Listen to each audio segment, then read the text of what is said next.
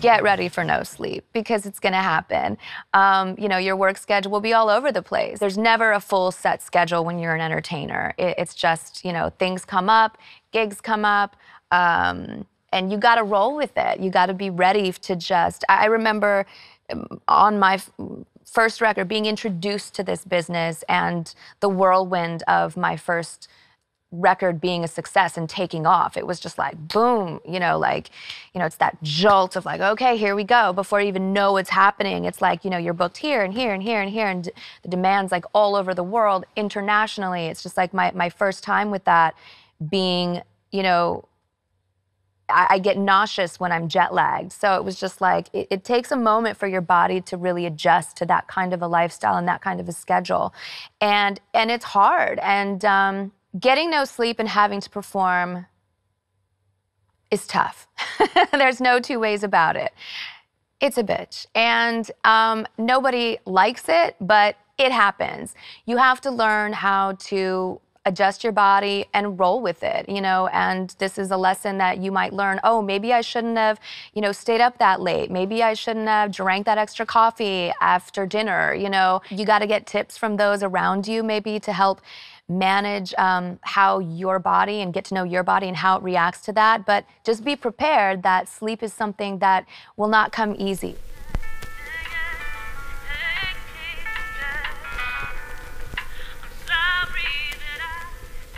So my ultimate advice through whatever you're going through, as you're learning, as you're growing, as you're maturing into your artistry, from get-go, just keep a journal. Keep pages of notes and thoughts and feelings, even if it's a little handheld notebook.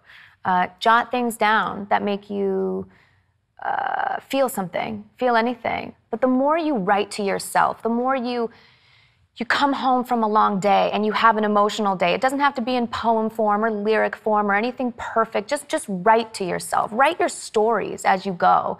If it was a bad day, if it was a great day, if anything that moved you or penetrated you or made you feel something, if it angered you, write all of it down to yourself. And this will become your center and your foundation for the artist that you're building in your journey. Research things, be interested, watch old movies, watch old singers, the way they move, the sound and textures on an old record, how it scratches, how it feels, get into all of that. Just be a student and just be a sponge. Learn, take it all in. Your instinct and your gut will be able to filter out what you don't need and what you do need, because I believe that everything happens for a reason, will stay with you. And it's so important. I have diary entries and things for, ideas of songs even to this day from my first album, and reflecting on that and looking back. It's so important to keep in touch with yourself.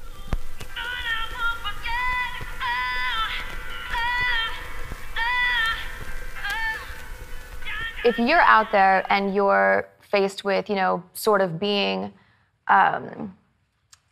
forced to do records you don't want to do, or, I was 17 at the time when this was happening, 16, 17. So I was still developing into the person and artist that I wanted to be. Am I going to play this game, and am I going to give them what they want to hear? But if you listen to the first record also, you still hear elements of me. It's a younger version of me, and it's a more restrained me, but there still are elements. I would squeeze an ad-lib in there when I could, or feel something with a little bit more of a soul twist on it if it was a straight pop melody. Come On Over, it doesn't get more pop than that at the time. It was definitely not the painful, soulful place that I was inspired to sing from. But, sometimes you do have to play the game.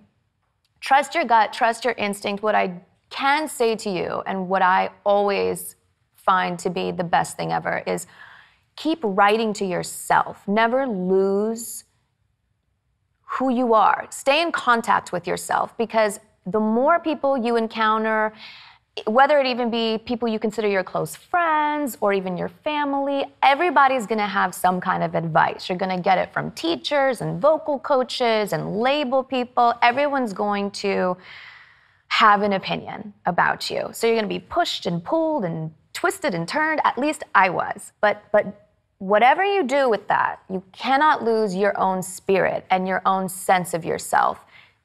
Keep in touch with your gut and your instinct as far as how you like to sing, because that's just what I did.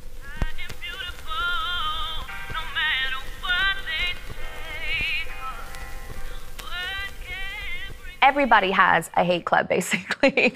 And, you know, it's important for you to realize that you can't let the negative in. You have to live for you. And, you know, even in coming up, it's like, oh, if you're gonna be famous, you have to be a role model and this and that. Like, that goes against having a freedom of expression and opinion. You know, you can't live for anybody else but yourself. And you can't mold yourself into an artist or a package that's fit for, you know, everyone's taste. You will go crazy trying to please everybody at the same time. It's impossible.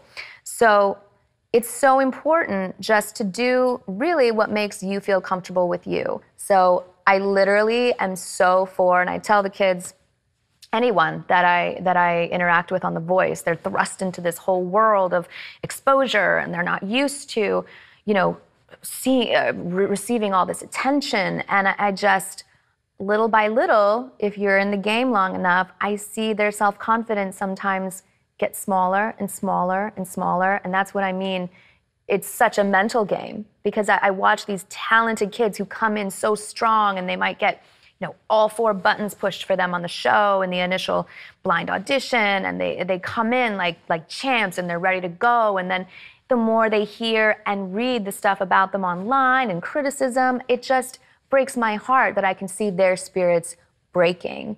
And you gotta block it out. You have to know how to be mentally and emotionally prepared to be able to tune it out. But now, you know, it's harder to even live by that, because in social media you get a lot of commentary. You're subjected to a whole world of opinions, and mostly opinions you don't want to hear. And the more important thing to be said here is that you don't need to hear. You know, sometimes it could be maybe your best friend, and she's just not understanding a song that you just wrote that might be amazing, but you know, it's one little thing like, maybe you should change that line. And for some people that don't have a strong sense of self and are easily swayed, that might kill their whole spirit to be like, maybe I can't write anything.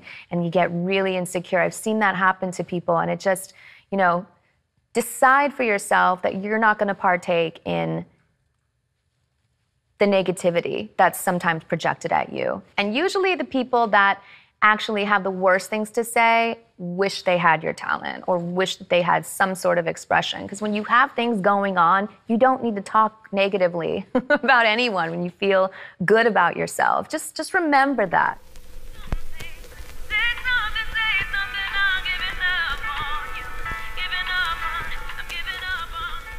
Putting a lot of pressure on yourself can be a real disadvantage if you're being too hard on yourself. If you're pushing yourself to the point of, okay, you're exhausting your capability of it even being this beautiful, great thing that lives and breathes as its own magic. You know, you're actually doing yourself a disservice by getting yourself so worked up before, say, a performance. So you want to make sure, and I've learned over the years, it's been kind of a struggle, you know, and you know, exhausting myself for the perfect take and the right thing, and is that the right way, and second guessing, you know, your best because you're like, oh, it's still not reaching my level of perfection that I have in my head. And, you know, I used to be really, really, really, really hard on myself as far as getting the right notes and the right feelings. And as, you know, I worked with different people and artists and producers. And one of the examples I always give is how Linda Perry was a turning point for me, and realizing to let go of some of that, you know, that pressure that makes you want to sing every ad lib correctly and put pressure to sing a high note perfectly. I mean, there are so many different ways to approach a vocal, and your stylistic approach could be, anything. So it really is most pure when it's honest. It's all a game, and it's all, it can be a strain and something that hinders you, or it can propel you forward and motivate you.